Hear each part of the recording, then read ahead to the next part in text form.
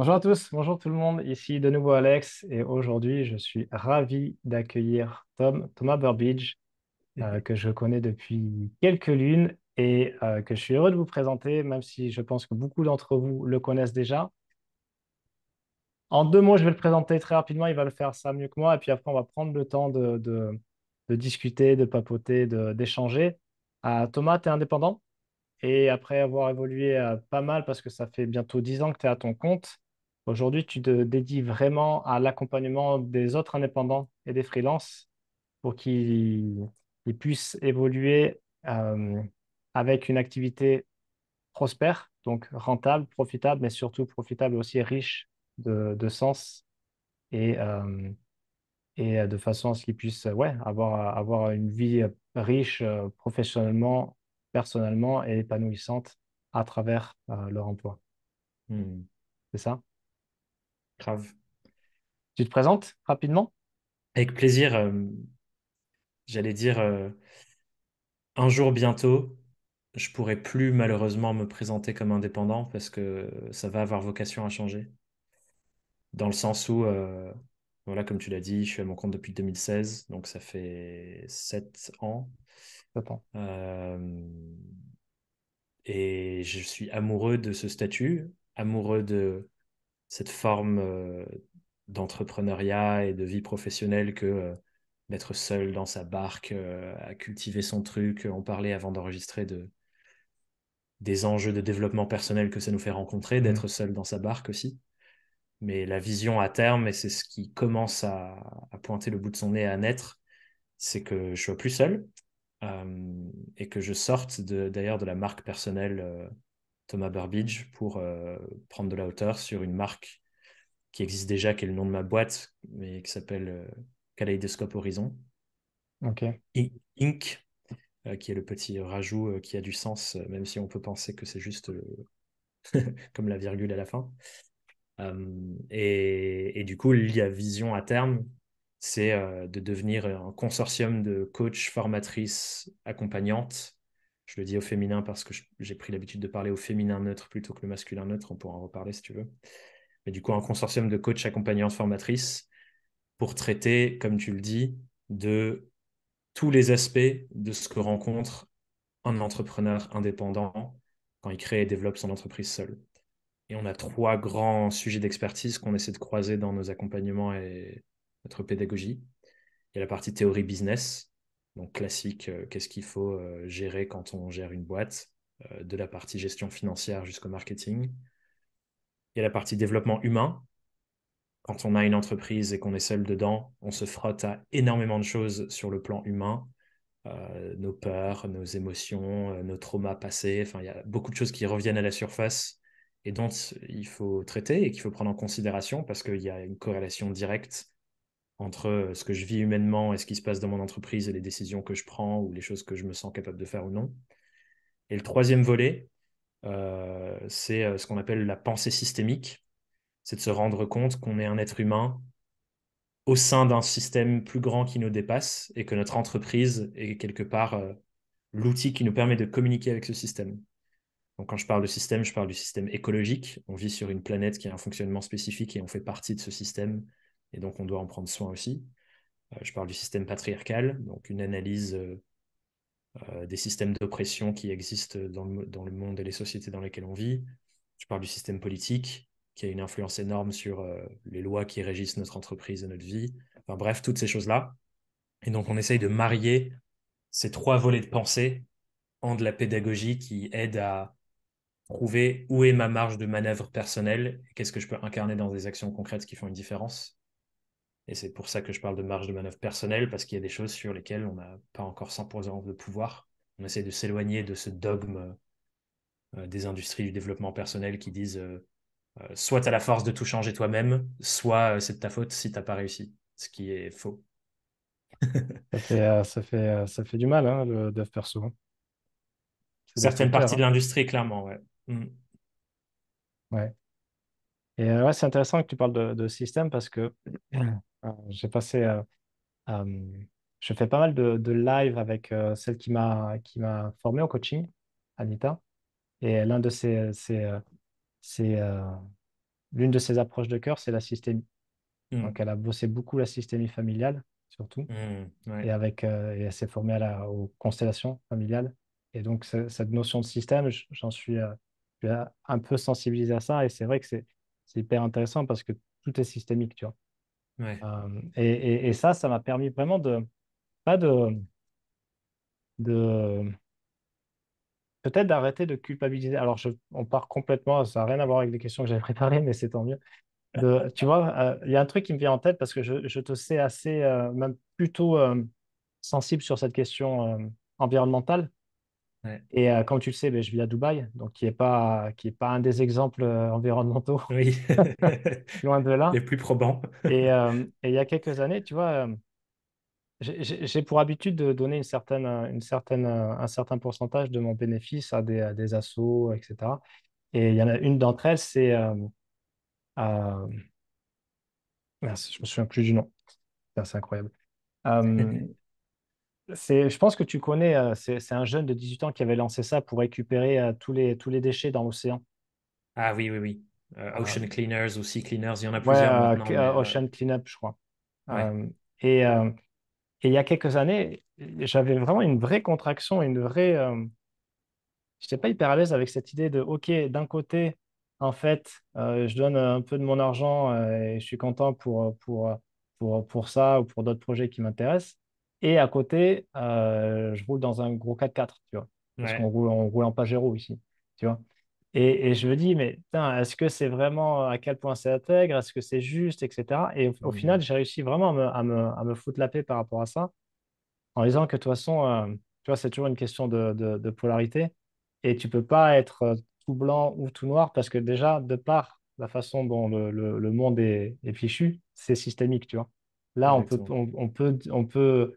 on peut parler d'écologie, etc. Ça n'empêche qu'on utilise des outils, notamment les smartphones, qui fonctionnent avec des minerais qui sont récupérés dans des mines dans lesquelles se mettent des petits enfants africains, tu vois. Ouais. Donc, tu vois? Grave, Euh, et ça illustre ce que j'essayais de dire là, tu vois, sur marge de manœuvre personnelle, mm, marge de manœuvre qui dépend plus du système qui est plus grand que nous. Et il y a une stat qui est assez affolante et en même temps importante à avoir en tête, je pense, qui vient d'une étude qu'avait fait Jean-Marc Jancovici, qui parle beaucoup de ces sujets de l'écologie et la systémie qu'il y a derrière, qui dit que même si 100% des habitants de la France deviennent tout d'un coup des êtres humains modèles, selon toutes les normes écologiques qu'on peut imaginer, donc plus de voitures, que du vélo, enfin voilà, manger végétarien, tous ces trucs-là, on atteindrait seulement 10% des objectifs fixés sur la réduction du carbone notamment, et parmi d'autres objectifs écologiques. Seulement 10%. Si tout le monde devenait un élève modèle du jour au lendemain. Ce qui soulève derrière, c'est de dire c'est bien plus qu'un problème individuel, et en même temps, pour faire basculer des systèmes, on a besoin d'avoir une masse critique de personnes qui changent leur comportement. ça commence par la base, Et forcément. du coup, il y a les deux liens qui sont faits en disant, de toute manière, il faut que la politique change, que les consciences financières changent. On le voit avec des boîtes comme Total qui ne changent pas de cap malgré tout ce qui se passe. Mais ça passe aussi par les individus. Mais il faut, comme tu le dis, tu vois, l'éco-anxiété, c'est quoi? C'est de se sentir impuissant face à la catastrophe climatique. Alors même que les gens qui ont de l'éco-anxiété, c'est souvent les gens qui font le plus d'actions et d'efforts Ah dans ouais. la bonne direction, tu vois. Et ça, c'est justement parce que le poids de la systémie repose encore sur leur angoisse, ce qui est dommage. Donc, il faut qu'on trouve un équilibre, sachant qu'il y a le paradoxe de je peux être la personne avec les valeurs les plus écologiques qui existent sur Terre, mais je vis quand même dans un système qui n'est pas encore pensé et optimisé pour ça. Donc, pour fonctionner dans ce système, malheureusement, il y a des concessions que je vais devoir faire. Comme toi, à Oui, oui, Dubaï, ce serait oui. quasi impossible de trouver une autre voiture. Enfin, j'imagine que voilà, ça demande des contraintes complètement différentes de changer le mode de locomotion qui est le mode par Oui, défaut là-bas, tu vois. ouais, la voiture, ouais. Ouais, mais je trouve que c'est vraiment important aussi. Tu parles d'éco-anxiété. Moi, je me sens pas du tout éco-anxieux Hmm. parce que alors, je suis assez critique sans remettre en question, hein, mais tu vois, quand je me dis que, quand je vois que toute la presse et toute la bonne pensée va dans un sens, je me dis, il y a peut-être anguille sous roche, etc. Nanana. Et tu vois, on vit dans une société de peur, tu vois. Il y a eu le Covid, il y a eu les injonctions, il y a eu la guerre en Ukraine, maintenant il y a eu la crise énergétique, etc. Et en fait, ça se succède tout le temps, tout le temps, tout le temps, tout le temps, tout le temps, de façon à ce que si tu n'as pas, toi, un certain esprit critique, en fait, tu es tout le temps dans la peur, tu vois. Tout le temps dans la Mm. peur putain, le monde va exploser. Alors c'est sûr que Surtout si tu consommes des médias traditionnels, c'est clair. ouais, ouais, clairement. Mais bon, la majorité, tu vois, c'est ouais, moi je regarde Arte, mais en fait, dans les faits, ça fait 1% de part de marché, tu vois, Mm. Ouais, d'audience, tu vois. ouais, c'est clair. Et, et, euh, et, mais tu vois, par rapport à ça, je trouve que c'est vraiment important aussi de comprendre, sans se déculpabiliser, mais Ouais, aussi de comprendre que voilà, c'est systémique et sans remettre la faute sur l'autre aussi, ça permet justement de pas trop culpabiliser. Tu vois, de pas ouais, trop tout prendre le poids sur ses épaules et dire, oh mon Dieu, putain, je suis exactement. qu'une merde parce que, tu vois, Ouais. il y a Mais il y a une nuance. il y a une nuance qui est importante, comme tu le précises, il faut pas non plus que ça nous pousse à l'immobilisme. Oui, Et c'est comme avec nos boîtes, en fait, dans le sens où nous, on intègre ce truc de pensée systémique. Par exemple, un des points sur lequel on travaille beaucoup avec nos clientes, c'est euh, le regard féministe sur leur entreprise, notamment pour avoir l'angle d'analyse de, imagine, tu dois t'exprimer sur tes réseaux sociaux, te valoriser, te vendre, etc. Systémiquement et sociétalement, c'est quelque chose pour lesquels les femmes n'ont jamais vraiment été récompensées, voire au contraire, pour lesquelles elles ont été punies presque. Te montre pas trop, t'es censé être belle et qu'on te regarde et pas trop faire de vagues, tu vois. Et donc le moment où tu dois aller à l'encontre de ton conditionnement en tant que petite fille modèle, ben, ça devient vachement dur. Et c'est vachement plus dur pour les femmes que pour les hommes, de manière moyenne et cliché, mais ça se vérifie dans les stats. Et du coup, ça, eh ben, en avoir conscience, ça apaise l'autoculpabilisation. Parce que tu te dis, les personnes qu'on accompagne, par exemple, quand on parle de toutes ces choses, elles se disent, bon, ben ça va, c'est pas moi qui suis une sous-merde qui arrive pas à faire hmm, une story Insta face cam et parler de moi ou publier sur LinkedIn. Non, en fait, c'est qu'il y a un truc plus grand que moi qui se joue. Pour autant, faut pas être défaitiste face à ça et se dire, bon, bah, le système est plus grand et plus puissant, je ne peux rien faire. Faut juste prendre en compte, ah, je suis à cet endroit-là de l'échelle des privilèges, bah, faut que je compose avec ça. Mais ouais, il y a une vraie prise de conscience, ouais. De toute façon, tu peux pas régler quelque chose si t'as pas, tu le connais pas et que tu le comprends pas. exactement. Donc ça aide juste, je trouve, à sentir, ah tiens, je suis à cet endroit, ma marge de manœuvre se trouve à cet endroit. Il faut que j'embrasse ma marge de manœuvre parce que sinon je suis en train de donner ma souveraineté personnelle pour ma vie à l'extérieur. Et ça, personnellement, je ne pense pas que ce soit une bonne recette pour une vie épanouissante de lâcher sa souveraineté personnelle, mais il faut juste savoir où se trouvent les limites de ma souveraineté. Parce Ouais, qu'elles en ont, il y a une limite, elle existe. ouais, ouais. Bon Euh, voilà, peut-être que c'est le moment de clore la parenthèse. je pense qu'il va y avoir de grandes apartés dans, dans Ouais, cette interview. clairement, clairement. Euh, Young and Wild and Freelance, c'est le nom de ton podcast. Ouais, Ça fait de nombreuses années que c'est ce nom-là. 2019, il a été créé. J'avais lu qu'en vieillissant, en prenant de l'âge, on parlait de, voilà, là, toi, tu vas faire 30 ans et que, voilà, avec les questionnements peut-être que tu peux avoir. Moi, j'en ai bientôt 40, j'en ai 38. J'avais lu qu'en vieillissant, on devait peut-être plus conservateur. Mm. Euh, ce, ce, ce Young and Wild and Freelance, comment il a évolué au fil des ans pour toi? Et est-ce que ça devait être, j'imagine, le slogan quelque part, l'accroche en tout cas le résumé de ta vision? Comment ça a évolué Mm. pour toi? Je pense que ça reste, les mots continuent de faire écho, mais je pense que l'écho est différent. Je pense que l'image de Young, Wild and Freelance que je pouvais avoir, par exemple, en me lançant à 23 ans, 22, 23 ans, c'est euh, pas d'attache. Tu me parlais en intro de mon rêve d'un jour vivre dans un van. Bah, tu vois, c'est Mm. ça. Young, Wild and Freelance, c'est j'ai mon petit Mac, je me balade dans un van, J'ai besoin de rien d'autre qu'une connexion 4G pour bosser et vivre et je me réveille sur la plage le matin, tu vois. Est-ce que, Et je pense que c'est ça ça a changé dans la forme de l'incarnation de ce que ça veut dire young and wild, je pense.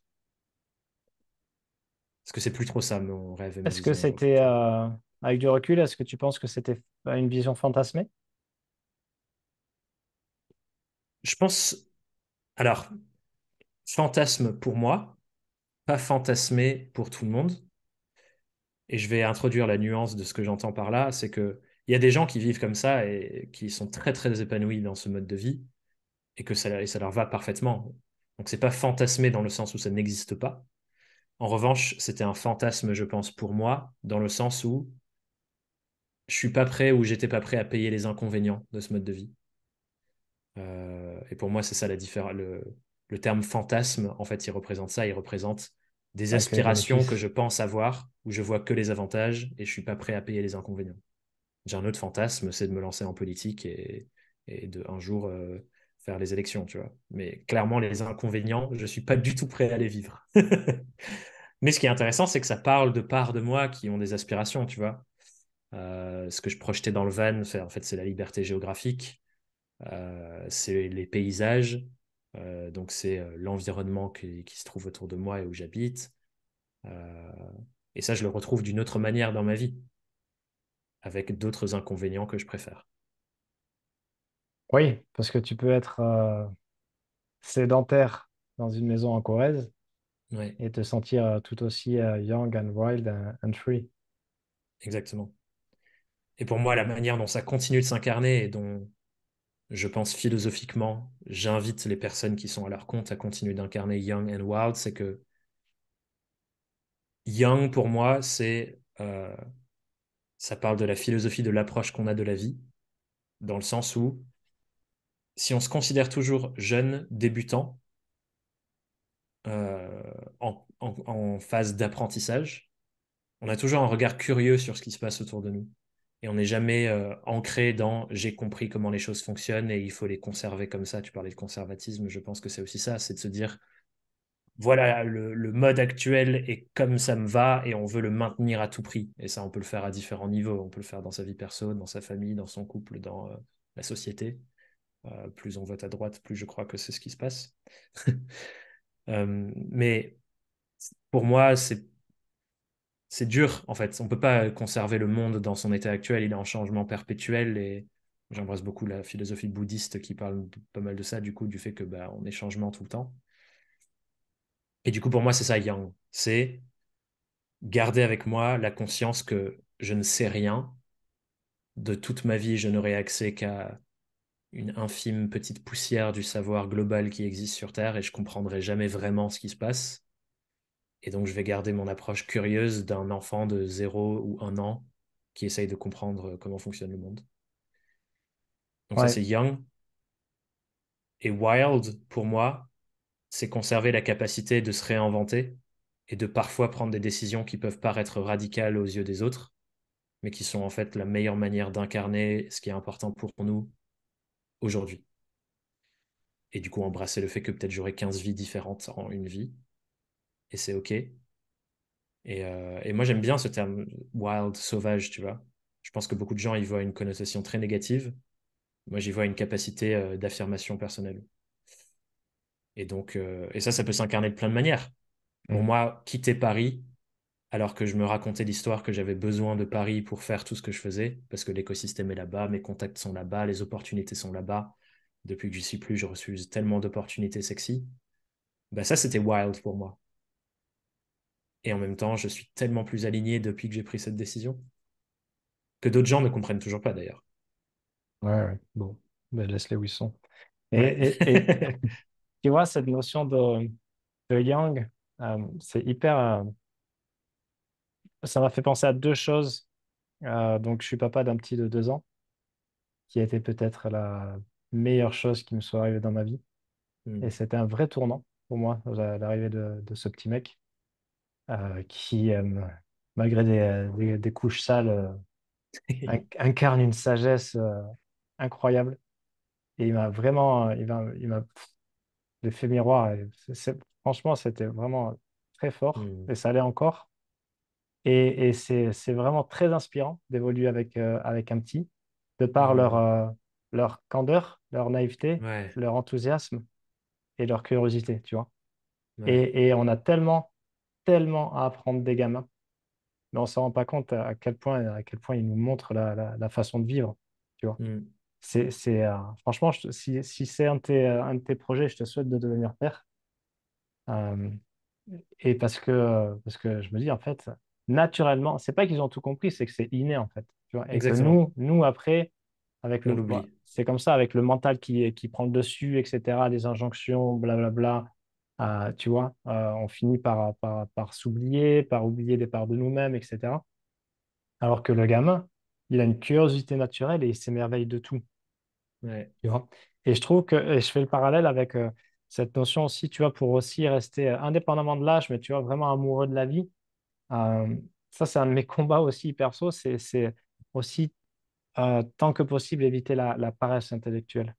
Hmm. Tu vois, parce que quand tu deviens paresseux intellectuellement, tu refuses d'apprendre, donc tu Ouais. tombes dans des habitudes, et donc après, c'est trop dur de t'en sortir, quelque part, c'est fini, tu vois, parce que tu Ouais. remets plus le statu quo en question, parce que tu n'as plus d'esprit critique, et donc tu te reposes sur des acquis, et donc tu vois, ça commence à décliner, quoi. Ouais, Tu c'est vois. clair. Et ton combat devient un combat de maintien plutôt qu'un combat d'expansion. Enfin, toi, Ouais, c'est je me referme plutôt que m'ouvrir. ouais. Et tu vois, j'ai un copain un bon copain qui est un super, vraiment un très bon entrepreneur qui transforme tout ce tout ce qu'il fait en or. D'ailleurs, je l'ai interviewé récemment là.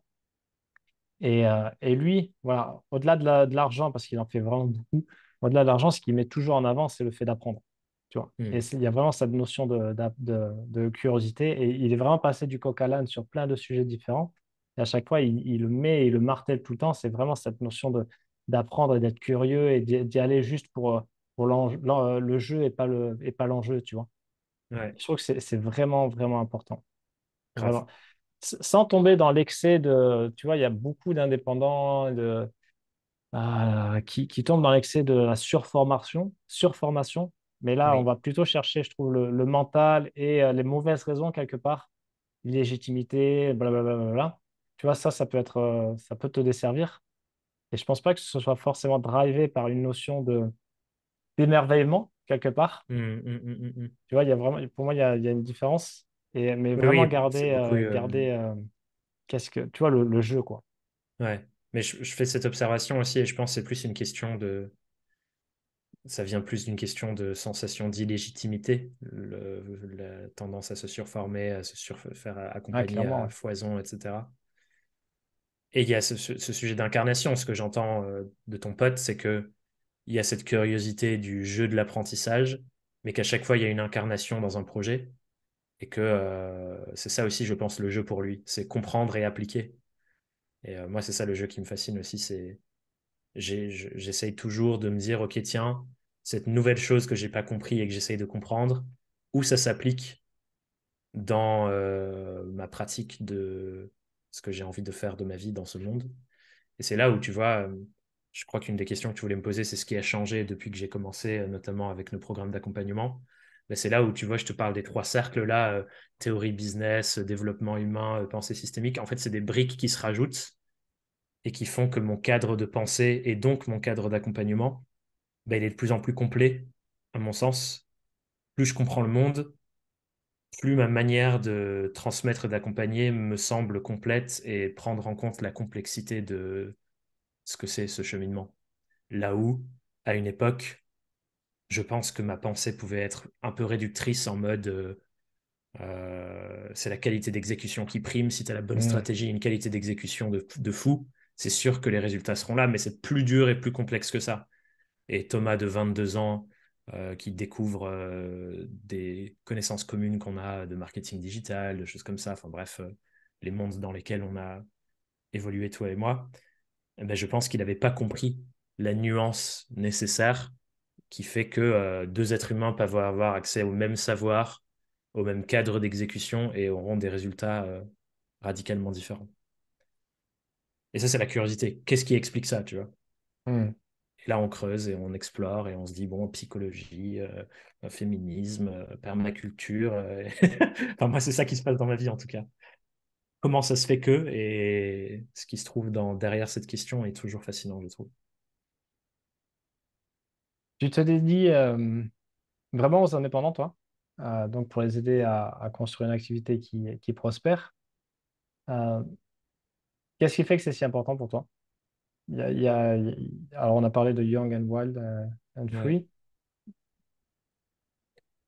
En fait, ce qui fait qu'au début de l'interview, je disais que je suis amoureux de ce statut, c'est que c'est ce qui m'a sauvé à une période de ma vie compliquée. À mes 20 ans, j'ai perdu mon père d'une rupture d'anévrisme. Du coup, enfin voilà, c'était vraiment le genre de truc en mode une Ouais, soudain. minute, je vis ma meilleure vie. 1 heure plus tard, après un appel, ma vie dégringole, tu vois. Et dans mon cheminement de deuil, développement personnel et humain, thérapeutique autour de cet événement, à un moment donné, j'ai capté que toute la philosophie qu'il avait guidée lui pendant sa vie, c'était les autres vont projeter sur toi ce que tu devrais faire de ta vie et ton mode de vie idéal, mais personne ne peut te le dire en vrai. Et donc, tu as un choix à faire chaque jour. Soit tu te conditionnes aux attentes des autres et de ce qu'on te dit que tu devrais être, faire et avoir, soit tu fais le travail inconfortable de rompre et de reconnecter avec ton élan intérieur, quoi, ta référence intérieure de toi, ce que tu veux faire de ta vie. Mon père a suivi ça et a été pour ça moqué par ses grands frères.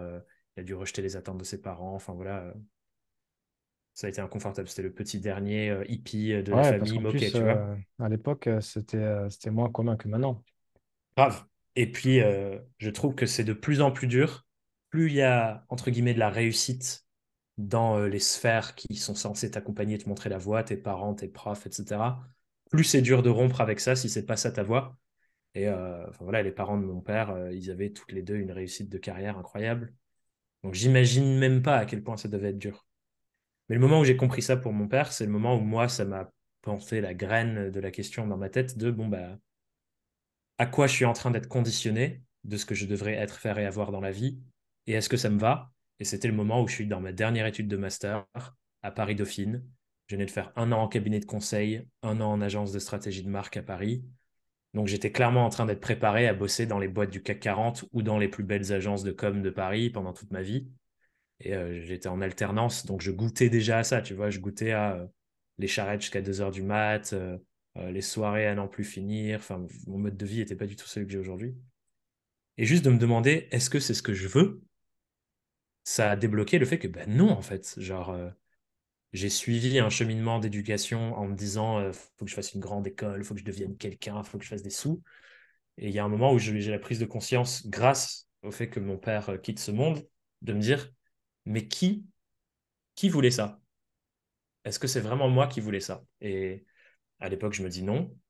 Je me dis, bon, bah, si je voulais pas ça, qu'est-ce que je veux, putain? Et là, je sais pas, j'ai pas la réponse. Mais par contre, ce que j'ai identifié, c'est que bah, si je veux avoir le plus de contrôle sur la réponse que j'ai envie de construire une fois que je la trouve, il faut que j'ai du contrôle sur ce qui va occuper le plus clair de mon temps, c'est mon travail. Et à l'époque, et encore aujourd'hui, ce qui m'apparaît comme étant le mode de travail où on a le plus de contrôle, pas 100% de contrôle, mais le plus, c'est le fait d'être à son compte, d'être indépendant. Parce qu'on dépend de personne au-dessus, et pour l'instant, on dépend de personne en dessous. Donc pas de financiers et d'investisseurs qui nous dictent quoi faire, pas de salariés qui nous créent un stress de rentrée d'argent plus Hmm. grand que juste nous-mêmes. Et donc c'est pour ça que ce statut, je le trouve aussi fascinant, c'est que pour moi, il offre la plus grande marge de manœuvre qui existe aujourd'hui sur le marché du travail pour designer à quoi je veux que mon quotidien et ma vie ressemblent grâce à mon entreprise qui est un outil pour façonner ma vie. Donc voilà, je pense que ça répond à ta question de pourquoi ça me fascine autant. Oui, et arrive un moment, après, comme tu l'as dit au début, malheureusement, peut-être que tu vas quitter ce statut parce que peut-être que les limites aussi, c'est que selon la vision, ça peut plus ne suffire. Ouais, mais c'est une phase qui vient après, tu vois. dans le sens où avoir la marge de manœuvre que j'ai eue depuis que je suis à mon compte et que je suis seul et que voilà, j'ai pas cette dépendance d'avoir des gens dans mon équipe en salariat, par exemple, ça m'a permis de nourrir tellement ma connaissance de moi et de quels sont les jeux auxquels j'ai envie de jouer dans ma vie, que maintenant la décision d'avoir des salariés, potentiellement un jour des investisseurs ou différentes boîtes, enfin bref, de recréer une autre forme de contrainte, en fait, c'est un choix qui est hyper aligné. Parce que je sais que c'est le jeu auquel je veux jouer et que ça part de moi et pas des conditionnements extérieurs qu'on m'a dit qu'il fallait que je fasse. On m'a pas... Là, il n'y a personne qui m'impose ou qui me nourrit du fait de dire il faut que tu lances ta startup, c'est comme ça que ça va se passer. Ouais, Alors ouais. que quand j'étais en études à Paris, c'est ce qui se passait un peu dans Ou drivé l'écosystème par startup. l'ego aussi. Exactement. Donc là, je sais que les inconvénients qui vont avec, c'est vraiment un choix qui vient de moi et qui est ma décision wild de mes 29-30 ans d'aller jouer à ce jeu-là et voir ce qui se passe. Ça se trouve, ce sera une connerie et je m'y plairai pas et ben, je ferai marche arrière, je réinventerai les choses, on verra. Mais en ce moment, avec la matière première que j'ai, c'est la décision que j'ai envie de prendre pour continuer le jeu de la vie. Et c'est ce qui se passe avec nos clientes aussi, du coup, c'est qu'à la base, les gens qui viennent et avec qui je travaille sont des gens qui sont à leur compte indépendants. Il y en a derrière qui montent des agences. Enfin, bref, l'évolution suit une autre forme d'histoire une fois qu'on a fait ce travail de réalignement. Et du coup, là, avec joie, je les continue de travailler avec ces personnes avec joie, mais je les ai rencontrées en tant qu'indépendantes. Ouais. Euh, Toi, justement, tu t'es lancé avec du personal branding. D'ailleurs, ton univers est assez soigné, je trouve. C'est propre. Euh, et donc, tu étais en mission, voilà, tu étais en mission peut-être avec des grands comptes, etc. Là, tu as toujours des clients comme ça ou tu es uniquement dédié au programme Surf, par exemple, et aux indés? Ouais, j'ai plus de mission, j'ai arrêté la mission en 2021. Ok, Mais au démarrage, c'était plus une réflexion, pas que personal branding, mais branding au sens large, c'est-à-dire la pensée de construction d'une marque. ouais, Et je l'ai autant fait dans des cabinets de conseil, à travailler sur la marque de chaque consultant senior et comment l'incarner sur les réseaux sociaux. Donc, prendre les vice-présidents de tel cabinet de conseil qui ont une expertise sur la supply chain, par exemple, et comment ils valorisent ça en tant que penseurs experts de leur sujet sur LinkedIn, que accompagner des boîtes dans la marque de la boîte. Donc, par exemple, j'ai fait une mission d'agence pour repenser tout le positionnement de Carambar, enfin des trucs comme ça. Et du coup, c'est toujours dans la réflexion marque. Et ça, du coup, effectivement, je fais plus. Ça reste une partie de l'expertise qu'on apporte aux indépendants, puisque la réflexion, elle est tout aussi prégnante et importante pour un être humain qui doit se vendre dans comment je deviens une marque et que mon nom soit passé dans les petits papiers de mes clients idéaux. Donc ça reste une expertise à laquelle je fais appel quasi quotidiennement, mais elle est plus vendue aux mêmes personnes, c'est la cible qui a changé. Et la densité, du coup, parce que bah, du coup, j'ai développé plein d'autres compétences et aspérités de ce qu'on m'apporte. ouais, je vois. Et Mais c'était une justement, décision dure de faire le pivot d'ailleurs. Enfin, je sais pas si tu veux que je ouais, t'en parle, mais en fait, il y a un qu'est-ce qui moment s'est joué où alors? c'était vraiment une analyse entre guillemets énergétique. Du coup, en 2021, la majorité de mon chiffre d'affaires est généré par mes missions freelance. Et en même temps, je dédie de plus en plus de mes ressources, de mon temps, de l'argent que je réinvestis, de mon énergie à notamment la création de contenu entre le podcast, LinkedIn, ma newsletter que j'écris depuis 2018. Et je voyais qu'à chaque fois que je me mettais devant l'ordi, j'avais des blocs temps clients, des blocs temps contribution freelance. Et mon énergie c'était radical. C'était dès que c'est une mission client, je me traîne, je Ouh. commence à travailler 45 minutes plus tard que ce que j'ai prévu. Ça Je, ment pas, ça. je mets longtemps. Et ça, du coup, pendant genre un mois et demi, j'observais ça quasiment tous les jours. Et à un moment, je me suis dit, OK, en fait, là, tout ton être est en train de te dire qu'il y a une décision à prendre et que tu peux plus jouer sur les deux tableaux. Il faut aller all-in. Et ça a été radical sur le chiffre d'affaires. J'ai fait all-in sur la partie freelance. Et enfin, du coup, tu vois, ça libère tellement d'espace Ouais, mental de l'énergie est libérée, là. ça libère Mm. tout. Et du coup, bah, c'est l'année où j'ai fait x2 sur mon chiffre d'affaires global, alors que la partie freelance, à l'époque, représentait 30% ou 40% de Ah mon ouais. chiffre. Donc, tu vois, j'ai inversé la tendance et pour moi, ça me ment pas, tu vois. C'est un truc de... ma rationalité me disait de faire tout l'inverse, mais revenir à alignement intérieur. Qu'est-ce que mon énergie me dit? Où est-ce que je vais le plus être investi dans la mission que j'ai envie de porter? Et il se passe des trucs qu'on n'imagine pas. Mais c'était pas évident d'écouter ça, je trouve. Ah ben, non, jamais, hein. Ça l'est Ouais. jamais, hein. Enfin, après, avec de l'expérience, etc., et en se connaissant mieux, et Ouais, vraiment en mettant son attention dessus, mais ça demande du boulot. Tu vois, c'est vraiment du déconditionnement parce que l'intuition, tu l'appelles comme tu veux, l'intuition, le flow, la petite voix, elle est là, tu vois. Mais après, elle peut être tellement entassée sous ouais, de sous des ouf. couches de merde, tu vois, qu'au Toutes début, les voix de l'extérieur qui nous disent fais pas ça, ouais, fais ouais, ci, ouais, ouais. nanana, nanana. Et plus le temps passe, plus c'est dur parce qu'après, ça s'accumule, etc. Et vraiment, après, ça demande vraiment, ben, comme pour un avion qui décolle, tu vois, ça demande vraiment une énergie de dingue, ne serait-ce que Grave, pour le bouger d'1 millimètre, tu vois. c'est clair. Mais c'est peut-être celui-là le plus important, tu vois. Bah, depuis ça, no going back, hein, ça a été un tournant incroyable pour moi. Ouais, ouais, ouais, ouais, c'est pas étonnant, ouais. Et ben justement, ça fait la transition. Euh, on s'est connus en 2018 lors d'une immersion à Ouais. La Rochelle. Il y avait Zala, Ben et Jules. Et Ouais. donc, il y avait toi et Marie. C'était vraiment sympa cette immersion. Ouais. Et à l'époque, toi et Marie, vous filmiez déjà, vous preniez des temps à part pour filmer déjà les premiers modules de ce qui était le prototype de surf. Yes. Donc déjà 5 ans avec Marie, enfin en tout cas avec un partenaire. Je trouve ça assez balèze. Comment vous faites comment vous avez fait pour justement tenir dans la longueur dans la durée avec vous deux qui évoluez beaucoup sur différents sujets? Comment vous avez réussi à faire que ça continue de rouler? Ouais. C'est c'est une super question parce que ma relation avec Marie, elle est je connais aucun être humain qui a une relation pareille avec un autre être humain dans le sens où de base on s'est rencontrés en tant que potes. Donc aujourd'hui, elle fait partie des personnes que je considère les plus proches de moi dans ma vie.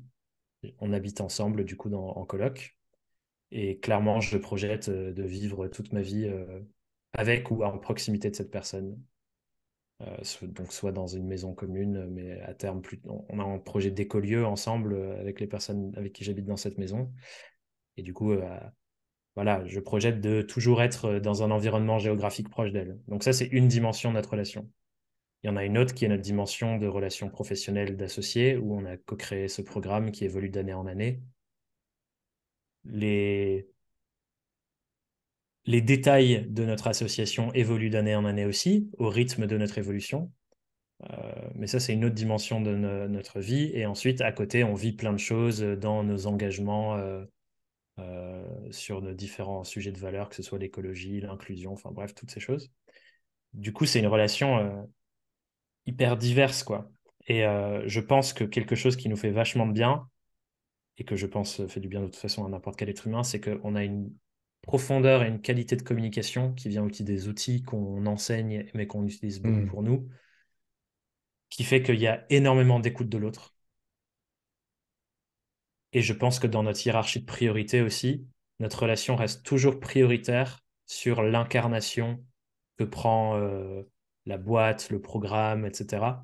Ce qui fait que du coup, entre la version qu'on construisait en 2018 et ce qui est la réalité aujourd'hui et ce qui sera la réalité dans 5 ans, ça s'adapte constamment à qu'est-ce qui nous fait du bien, nous, individuellement et dans notre relation, et comment on fait pour créer une vision qui nourrit les deux personnes. Et je pense que ça, c'est quelque chose que malheureusement souvent se perd dans les associations business, c'est que la boîte prend le dessus sur la relation et que, tu vois, c'est un peu comme dans ce qu'on disait tout à l'heure sur la vision conservation.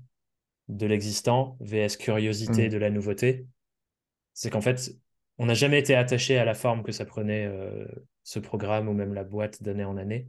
Ouais, Et on a toujours eu l'ouverture de se dire, bon, bah, si le bien-être de nos personnes et de notre relation nécessite que des choses bougent, eh ben, on va bouger les choses, même si ça marche, parce qu'en fait, ça marchera plus pendant longtemps si on bouge pas ça. Et je pense que ça, c'est un truc hyper important à garder. Et moi, c'est quelque chose que j'essaye de vraiment porter dans mon quotidien, c'est de dire que la relation prime toujours sur le reste. Et ce qui nous restera de toute façon à la fin de notre vie, peu importe la réussite de tel ou tel projet entrepreneurial, c'est les relations qu'on a vécues. Et donc, elles sont bien plus précieuses. Donc, je pense que c'est ça qui nous a vraiment aidé depuis 5 ans dans l'évolution de ce qu'on fait et qui continuera de nous aider parce que le projet dans la suite, c'est contractualiser encore plus l'association. Là où avant, on avait chacune notre boîte et on co-crée un programme ensemble, ouais. là, ça va devenir une seule boîte. Donc, ça va devenir d'autant plus important ces sujets de communication dès qu'il y a des juridiques par-dessus, quoi. Ouais, ouais, ouais, ouais. Et ce qui n'est pas dit n'existe pas, ça c'est Tout à fait. clair. Mm. Et c'est vrai que je me souviens qu'à l'époque, euh, je me suis un peu à se former beaucoup justement à la CNV. Ouais. Ouais. Bah, c'est une des bases de tout ce qu'on utilise et qu'on enseigne aussi maintenant. Mais il y a une qualité, déjà nous, avec nous-mêmes, de connexion à ce qui se joue pour nous, mais donc aussi de dépôt dans la relation de ce qui se passe pour chacune, avec l'immense cadeau de la CNV, que c'est toujours des choses qui parlent de nous, et on a toutes les deux cette conscience commune que tout ce qui se joue, ça parle de moi et de mes besoins et de ce qui me ferait du bien maintenant, et jamais de la faute de l'autre qui crée les circonstances qui nous sont inconfortables, tu vois. C'est juste, on est deux êtres humains, et des fois, ah, ça grippe un peu, mais ça parle toujours de moi, et quand c'est elle, ça parle toujours d'elle, et donc on trouve la manière de corriger. Mais je pense que du coup, ouais, c'est conscience individuelle sur les mêmes pans qui permet de communiquer. Là où je vois beaucoup d'associations, en fait, notamment dans le monde startup, je le voyais beaucoup, où les personnes viennent d'histoires et d'environnements tellement différents qu'ils ont presque pas le même langage, en fait. Mm. Et quand tu n'as pas le même langage, c'est vachement difficile de communiquer et d'avoir une relation business saine, je trouve. Il faut parler le même monde, en fait. Mm. Ou apprendre à parler le même monde. Ouais, ouais, ouais. Et tu vois, on en revient toujours, moi qui me suis formé au coaching, on en revient toujours aux bases, hein. Tu vois, ça peut Bah ouais, paraître très cliché, très gnangnan, mais déjà se connaître soi, quels sont mes besoins, mes valeurs, mes limites, et après, déjà de gagner en paix intérieure, pour ouais, être plus à même de recevoir l'autre aussi. grave. Et dans ça, je pense que nos quêtes personnelles avec Marie aussi, de spiritualité, connaissance de soi, etc., nous nourrissent beaucoup. Moi, je vois que toute la philosophie que j'adore étudier, du bouddhisme ou du stoïcisme, ce genre de truc, bah, ça m'aide aussi à prendre du recul sur ce qui se joue, à être plus présent dans les conversations qu'on a sur les enjeux de notre relation. Ouais. Et justement, bon, je te suis. Tu partages régulièrement tes réflexions sur la vie. C'est assez profond. Mhm. Euh, En quoi tu crois? La question est vague, volontairement. Ouais, et en même temps, il y a tellement de choses à l'intérieur. Euh, en quoi je crois?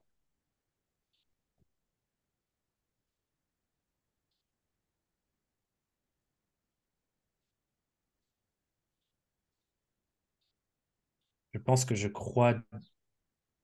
La première chose qui me vient, c'est je crois en notre capacité à changer et apprendre. Ce qui est ma soif quotidienne, en fait, c'est essayer de mieux me comprendre, mieux comprendre le monde, mieux comprendre comment je peux fonctionner dans le monde d'une manière qui m'épanouit.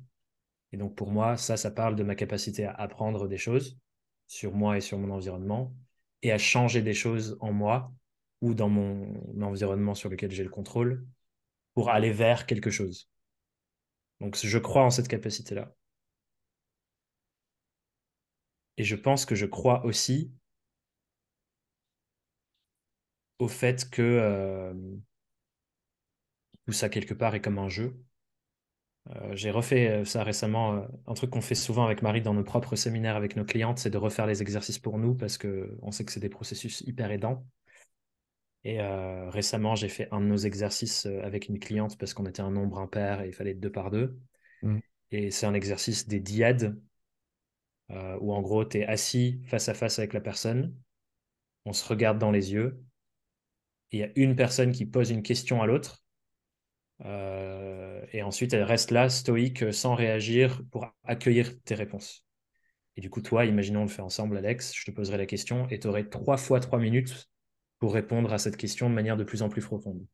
Donc la première question, c'est, au fond, qu'est-ce que tu veux? Tu le fais. Puis je te repose la question, au fond, qu'est-ce que tu veux vraiment? Et je te la repose une troisième fois, au fond, qu'est-ce que tu veux Ouais, vraiment, ouais. vraiment? De toute Et en façon, fait, t'enlèves les couches. la première réponse, c'est jamais c'est juste de Exactement. surface. Et la couche, pourquoi j'en parle, c'est que la dernière couche à laquelle j'arrive, c'est que je pense que ce que je veux vraiment, vraiment, vraiment dans mon existence quotidienne, c'est de me reconnecter au fait que je suis une anomalie du système. C'est un miracle que j'existe avec la conscience de moi-même et je peux jouer avec ça et que tout ça est un jeu en fait. Tout ce que j'expérimente est une construction mentale et je peux jouer à changer ça un peu. Et je pense que je crois en ça. En tout cas, j'aime croire dans cette histoire-là que tout ça est un jeu. Et si on se reconnecte à ça, on peut trouver plus de plaisir et d'épanouissement dans le fait de jouer. En tout cas, moi, personnellement, je vois que ça m'aide à dépasser les enjeux, les problématiques, les inconforts. Mais ça marche pour moi, ça c'est ce en quoi moi je crois. Et je pense Mm. aussi, donc j'arrive sur une autre croyance, je crois qu'on a tous besoin d'un système de croyance à un instant T qui nourrit notre épanouissement, mais que ce système de croyance devient jour après jour obsolète et qu'il faut le renouveler. Et on revient sur la croyance de la capacité à changer et même le besoin de changer en fait. D'où la curiosité, d'où l'ouverture au changement du monde. Et que dès qu'on on essaie de trop maintenir notre système de croyance parce qu'on y est attaché, parce qu'il est confortable, parce qu'il nous plaît, parce qu'il nous a aidés dans le passé, ben en fait, c'est là où petit à petit, on manifeste des choses qui sont plus si pertinentes et plus si épanouissantes. Voilà, je pense qu'on est comme un système humain, enfin, comme n'importe quel système vivant sur cette planète qu'on peine à comprendre. Si on ne change pas, on meurt.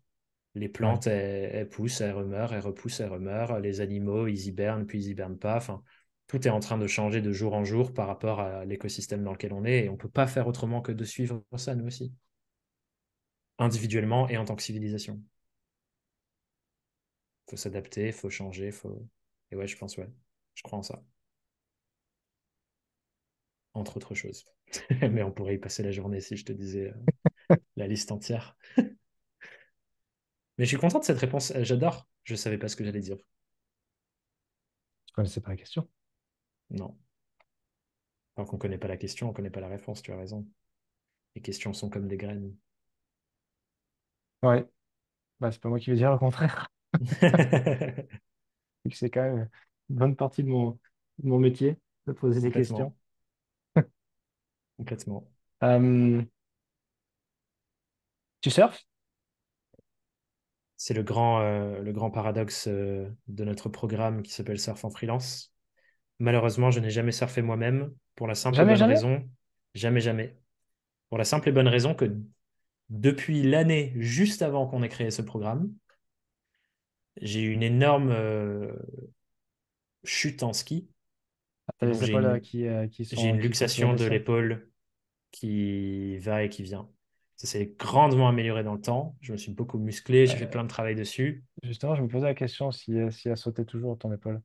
Et ben là, elle a pas sauté depuis genre un an et quelques.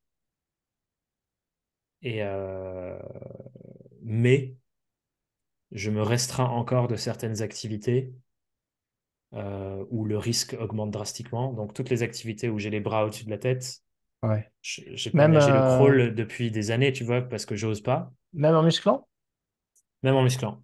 Ah ouais. En fait, c'est quand il y a des chocs, elle sort. Donc, l'année dernière, quand ça s'est passé, le choc que j'ai eu, c'est je faisais un déménagement, je portais un gros meuble, j'ai loupé la marche du camion et du coup, je Hmm. suis tombé et le meuble est tombé, enfin, je suis tombé dessus, quoi. Et du coup, bon, ben voilà, gros choc. Tant qu'il n'y a pas ce genre de gros choc, tout va très bien. Mais du coup, dans le surf, en tant que personne qui n'en a jamais fait, je me raconte que c'est grandement possible que je vive un plutôt gros choc et que mon épaule se luxe sous une vague, tu vois. Après, il y a aussi la peur qui va avec et tout ça, mais pour l'instant, sachant que c'est prévu, Inch'Allah, je le dis publiquement, mais je pose les actions pour que l'opération se fasse enfin cette année après l'avoir énormément procrastiné. C'est le changement de l'année. Inch'Allah, l'année prochaine, je surfe avec nos clientes. Parce qu'en plus, dans nos séminaires, le programme s'appelle Surf en freelance. Tout le programme est construit autour d'une métaphore sur le surf, que Marie a vécu du coup plus que moi, mais que j'embrasse avec beaucoup d'enthousiasme, la métaphore. Mais j'ai hâte de la vivre aussi parce qu'on la fait vivre à nos clientes. Chaque Ah, année, on les emmène surfer dans un séminaire, tu vois. bon, tu sais que moi, Mais oui, toi, je sais. je suis surfeur et j'ai grandi Bah au oui, Sudor. Et, euh, et donc, forcément, ça fait partie de moi. Tu vois, cette notion bah ouais, de flow. Et tu vois, l'année dernière, j'ai organisé ma première immersion Business Surf, où justement, bah j'ai oui, amené quelques clients au Segor. Et avec un très bon ami à moi qui est un excellent surfeur et très bon pédagogue coach de surf. Et on leur a fait vivre ça. Tu vois, et le parallèle bah business oui, surf, tu vois, avec toute cette notion d'engagement, de courage, mais aussi de lâcher prise et de souplesse, tu vois. ouais, Et putain, c'était ouf de voir déjà il se levait, il surfait, et après, boum, tu vois, que ça connectait directement parce que grave, forcément, rien remplace l'action, tu de vois. ouf. L'expérience dans le corps, ouais. Ah ouais, mais passe par le corps. Et tu vois, une femme qui m'avait accompagné il y a quelques années, elle a sorti cette phrase qui m'a marqué, c'est que le discours ne tient pas face à l'action. Ouais, Tu vois, toutes tes croyances, tes pensées, blablabla, tu vois, sur l'action, ça tient pas en fait. Ça tient pas parce que l'action vient complètement démonter de ouf. le discours. Et dans le surf, putain, je les voyais, c'était dingue. Et après, je leur demandais, ils me disaient, mais ouais, mais c'est incroyable, tu vois, les parallèles qu'il y a. Mais le Mais il y en a parallèle, tu vois, tellement en je plus. commence à m'enflammer là, tu vois. Non, mais il y en a tellement. Et il y en C'est a même que je c'est- découvre. c'est un truc de dingue. Et franchement, pour avoir eu la chance j'ai été un nageur sauveteur aussi pendant de très longues Bah années. ouais. Hmm. Et, euh, et c'est la même chose, en fait. Ouais. Après, tu peux faire le parallèle aussi avec d'autres sports, tu vois. Mais je trouve que c'est Oui, encore oui, plus oui, ouais. prégnant Ouais. avec la glisse, tu vois. Je trouve aussi. Il y en a une de nos clientes cette année, parce que je pose la question aussi à chaque fois après le cours, du coup, c'est dans le dernier jour de notre séminaire Mindset, on les emmène surfer et je leur pose tout le temps la question à la fin, quel écho ton expérience fait avec tout ce qu'on a vu depuis le début du séminaire sur le mindset, tout ce que tu as vu dans le programme? Et là, il y a quelqu'un qui m'a sorti un truc que j'avais jamais entendu encore et je me suis dit, putain, c'est vrai que ça marche bien pour ça. Elle disait euh, qu'elle voyait chaque vague quand elle était dans l'eau comme une opportunité et que à chaque vague, elle était en mode merde, est-ce que c'est celle-là que je dois prendre? Et elle se Je faisait l'ai un énorme bruit raté, mental. je l'ai Je l'ai raté, mais raté, non, il y en j'aurais a dû prendre toujours une celle-là, autre elle était derrière. grande. Et en fait, elle dit, mais ça va, des vagues, bah, il y en a tout le temps en fait. Et je sais que du coup, en voyant ça, en regardant mon histoire dans ma boîte, bah, il y a toujours une nouvelle opportunité qui arrive après. Ouais. Et ça, je me suis dit, je l'avais jamais vraiment mis en mots. Et en fait, si, c'est ouf, quoi. Et c'est un autre parallèle que ouais, j'utilisais moins que les autres. Mais du coup, je commence à bien l'utiliser quand je parle aux clients. Ouais, Surtout ouais. sur ces Et tu sujets-là, vois, quoi. c'est intéressant parce que je t'ai parlé de mon pote là qui maintenant fait de la promotion immobilière. Et pareil, il racontait en audio là sur son canal Telegram qu'à un moment, ben voilà, il y a un terrain qui lui a échappé et son associé était là, putain, on l'a raté, etc. Il fait, ben, c'est pas grave, il y en aura un autre. Et 2 jours après, ils ont Ouais, signé un autre. Tu vois, c'est pas grave. ouais, Tu vois, grave. tout Mm. arrive pour une raison. Et en fait, quand tu lâches ça, tu vois, cette tension qu'il peut y avoir du résultat tout le temps là, en De fait, c'est ouf. cool parce qu'en fait, tout va bien. Tu vois. Grave. Et tout l'art. Un bon surfeur, il sait trouver les plages où il y a les grandes vagues. Ouais, et grande vague ou pas, hein, tu vois, parce Ou que pas, par rapport à toi, alors c'est sûr que si tu vas les dans des grandes conditions vagues, plus optimales, je dirais.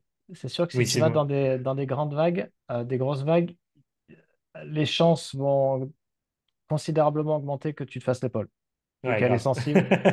Ceci, ceci étant dit, tu peux très bien aller surfer des petites vagues. Non, c'est clair. Mais tu vois, En fait, ce que genre, je veux dire mais par là, 50 c'est centimètres et 100, et si tu tombes, c'est cool parce que tu as pied, parce que tu n'es pas obligé de partir sous la vague et de te ouais, faire ouais, rincer. ouais, Tu ouais, vois, ouais. des vagues tranquilles d'été, franchement, c'est le kiff, hein. Tu prends un longboard Grave, et en avant, hein. grave. Mais ce que j'entendais par là, c'était plus la métaphore de quelqu'un qui fait du surf, de ce que je comprends en tout cas, parce que j'ai pas cette expérience, mais c'est ce que je vois de l'extérieur, a une connaissance plus approfondie de d'où il faut que le vent vienne, les marais, Ah ouais, les bonnes ah, plages où mais il y a ça, l'espace, les mais rochers sous la surface. c'est la Pour moi, chasse c'est au la trésor, hein. connaissance. Pour moi, c'est la connaissance du marché, tu vois. C'est à quel endroit je dois être à quel moment pour que mon expérience soit la meilleure. Pour Hmm. moi, c'est la même chose dans l'entrepreneuriat, en fait. Et ça aussi, c'est une métaphore que je trouve hyper prégnante. C'est plus j'affine ma connaissance de moi et de l'environnement dans lequel je veux être pour vivre l'expérience optimale. Et comme tu dis, pour moi, ma bonne connaissance de moi, c'est de me dire les grosses vagues, trop dangereux. Je vais aller à un autre endroit Exactement. où Hmm. c'est plus épanouissant pour moi à court terme, quitte à m'entraîner pour faire les grosses vagues plus tard. Bah ça, dans le business, c'est pareil. Hmm. Pas prendre la trop grosse opportunité parce qu'on va se cramer et qu'on a peur de faire ce truc-là Ouais, et qui convient pas et que ça nous forcément, tu dépasse vois. et qui ne nous convient pas forcément. Bah, passons par des plus petits pas en premier et c'est tout à fait OK, quoi. Ça fait partie du chemin et c'est parfait comme ça. Mais clairement, tu vois, parce que ouais, je vais surfer. Le mec qui aime le gros, il va sortir son gun, il va aller surfer, shooter des vagues de 3 mètres. Ouais, Et le mec qui veut un truc tranquille, il va sortir son longboard et il va kiffer autant sur des vagues de 60 centimètres. Tu vois? ouais, C'est la même discipline, c'est la même démarche, mais c'est pas du tout la même approche. Et grave. l'adrénaline est la même, Mm, tu vois? mm. Va surfer, Tom. Bah, de toute façon, ça arrivera avant la fin de ma vie. Ça, c'est clair et net. Il faut J'espère. juste que.